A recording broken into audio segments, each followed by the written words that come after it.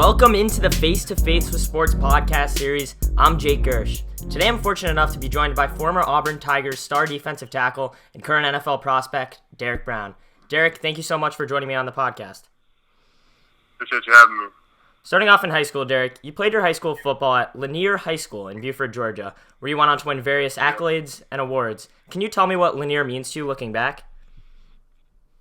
Definitely the start of, hopefully a promising career. It's just my home. Yeah, 100%. And sticking in high school, what sort of relationship do you or did you have with your head coach, Corey Mobbs, and how did he help develop you into getting into the national spotlight as you did? I think, it was more than just Coach Mobbs. All my coaches, really. Still got a great relationship with all the coaches. Still go over there whenever I get a chance. Just try to go over and, give the guys any knowledge I can. Or, my coach asked me to come and talk to the team and try to go and do that. And as a senior, you won Max Prep's National Player of the Year. You were ranked the number 1 player in Georgia and number 9 player nationally by 24/7 Sports. What did all that mean to you at just 17, 18 years old? My goal is everything I do, I try to be number 1. So, I still just try to work every single day, man. Just try to strive for those goals. It didn't end in college, and it hasn't, and I haven't finished with it yet. So, I think just going forward, I'm ready for the next opportunity, and I'm striving to be as great as I can. Yeah, and when did it really hit you that you would be, possibly playing on Sundays and that you had that skill set? I think sophomore year when I got my first offer out, I was just kind of, overwhelmed, and, I kind of seen this as, all right, this is my opportunity to take me out. So now it's my chance to, be as dominant as I can and build a reputation for my brand. Yep. And right after high school, you were selected to play in the Army All-American game. What was that like to you?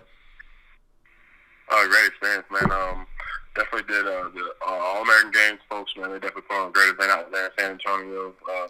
Still built and have relationships with the people that work the game and run the game, and, still do things here and there for them.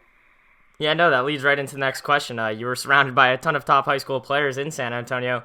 Did you create relationship with any of those guys, and did anyone try to recruit you because you were uncommitted at the time? Yeah, I definitely got a good relationship with all those guys, man. D-line Tyson came out, we were special class, I feel like, and we, all those guys are in the class, and we still talk to them to this day. Maybe not as close as we used to be, but, we still see each other, it's like there's no time missed between each other. Yep, and eventually you did have to make that college decision. Your top 5 at the time, Auburn, Alabama, Georgia, Mississippi, and Tennessee. What did Auburn have to offer you that the other 4 didn't? Just felt like home when I was down there. Everybody says that about this school, but, I truly knew when I stayed. Put me in a position to be able to graduate in 3.5 years and, just take leadership roles on and off the field. I couldn't be more thankful for Auburn. And what type of relationship did you have with the coaching staff down at Auburn? Great relationship with my coaching staff. Spent most of my time with my defensive coaches. Spent all my time really with my defensive line coach, and it's memories I'll have for the rest of my life, just hanging out with those guys, day in and day out, going through what we went through, and going through sport. I'll never forget those memories. Yeah, that's awesome. And I gotta ask you, in your 4 years of college football, can you pinpoint one game as your favorite game overall? I think this last one, winning the Iron Bowl, it meant a lot to me, man. It's my last game playing in Jordan Hare, being able to get that win. It's something that, I'll be able to take my kid back and, just be able to show him what his dad did all over and show him the legacy I left. And, hopefully one day he'll inspire to follow behind. Yeah, that's so great. So sticking in college, just for one more question, who's the toughest player you can say you lined up across? I'll probably say over the years, I think, it would be my teammate that I got to practice with luckily every single day, made me better, Brayton Smith. Mm-hmm. And, I think, my freshman year, he definitely dogged me, but, going sophomore year, he was, one of the top guys in the country, and, just being able to work with him every single day, lining up every single day, taking that competition, man, it was something special. And, you see he went in the league, and he became starting right tackle for the Colts, and, he did that since day one. So, a lot of props to Brady. He's definitely a special player. Yeah, so moving into some NFL Combine, NFL questions, how do you prepare yourself and train to make the transition from college football to the NFL? I think, it requires a lot of work, a lot of focus. Kind of my pre-draft process, my pre-combine process was, I kind of secluded myself from everything, left school, went down to Florida, my girlfriend, my son with me. You know, that was really it for me. Mm-hmm. You know, I had the family down, but other than that, I mean, we didn't really do a bunch of a bunch of crazy stuff. I went somewhere, you know, it was down in Gulf Breeze, kind of really retirement community. Yep. And, you know, that's what we just settled in for the time being. You know, I got my 2 months of training, dieting, you know what? And, you know, going to the sport, I couldn't be more excited about the opportunity I got just from being down there and the knowledge that I gained while I was at Exodus. Yeah, and I'm sure a lot of us NFL fans, college fans, are wondering, you know, this coronavirus pandemic's obviously crazy, but especially at this big of a time for you, what has training been like through all this craziness? It's been a new adaptation, man. You know, you got to do some things at home, be able to get out, learn on the road, you know, just got to completely tend to your workout. Kind of go to the gym here and there, or private gyms, and, you know.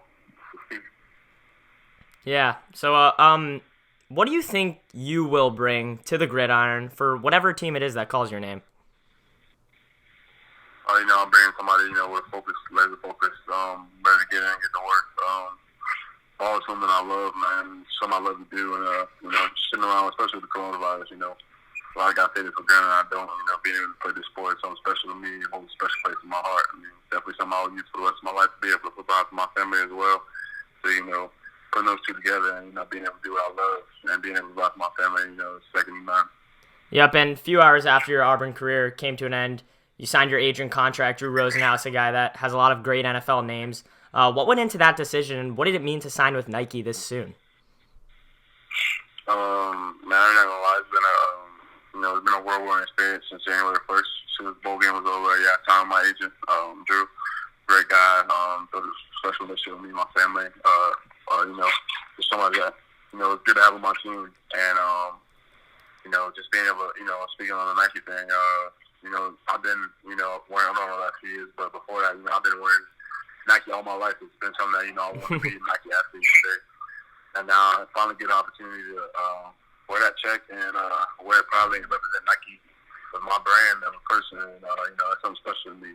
Yeah, that's awesome. And how do you value your work ethic, and training into improving as a player, especially going into the next level?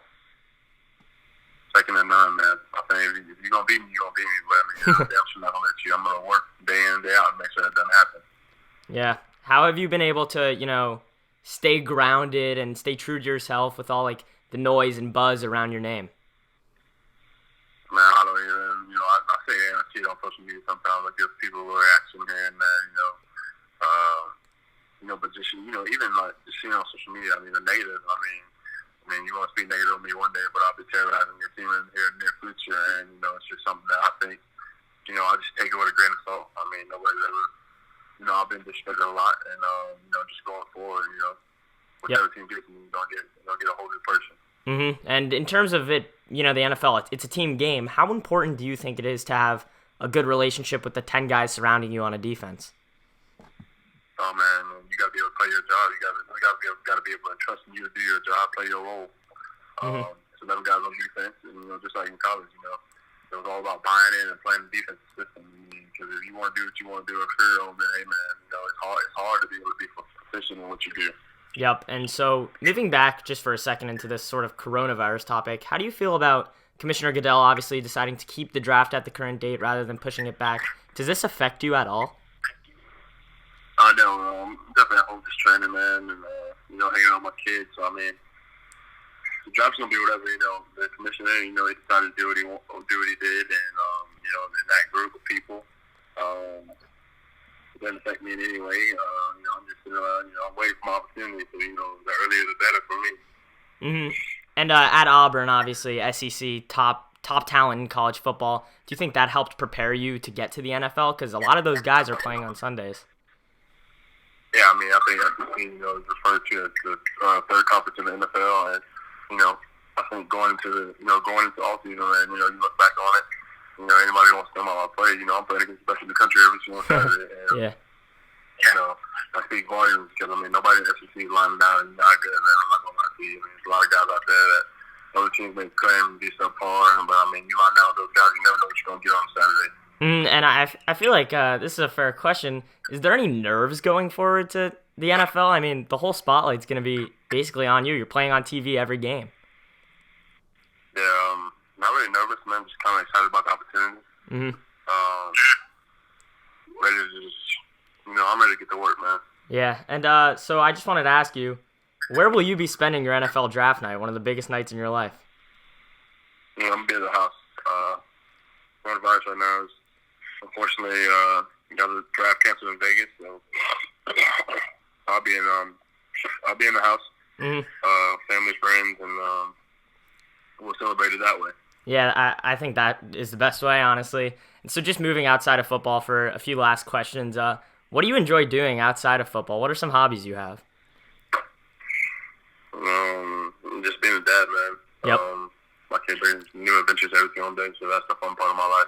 Mm-hmm. And what did it mean to you to have that son, watch you and idolize you? Does that mean a lot to you? I'm not quite sure, exactly what's going on yet, but, keep my name clean right now and being able to do what's beneficial with him going forward in the future for him to be able to look back on as something special to me. Yep, and so that's all I have for you today, Derek. Thank you so much for taking the time to talk to me, and best of luck at the draft and throughout your pro career. No problem. I appreciate it.